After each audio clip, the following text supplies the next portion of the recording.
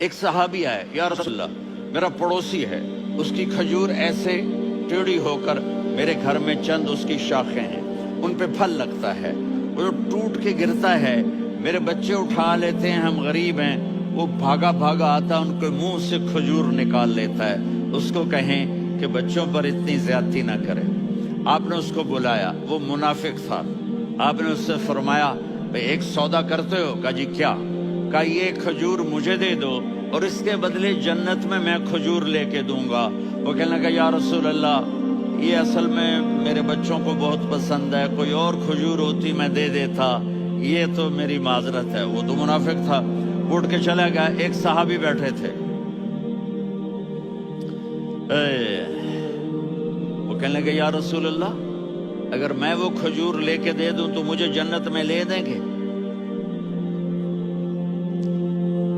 ان کا نام ہے ابو الدحداح۔ آپ نے کہا ہاں تو مجھے لے کے دے دے میں تمہیں لے دوں گا۔ وہ اس کے پیچھے چلے گئے، اے بھائی کتنے میں بیچو گے؟ میں نے کہا جا میں نے اللہ کے نبی کو نہیں دی، تمہیں کیسے دے دوں؟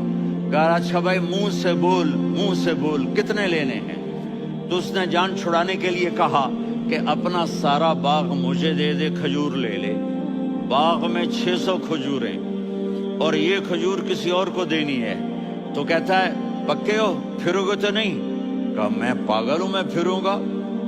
مجھے 600 کھجوروں کا باغ مل رہا ہے۔ انہوں نے کہا ڈن، کھجور میری باغ تیرا۔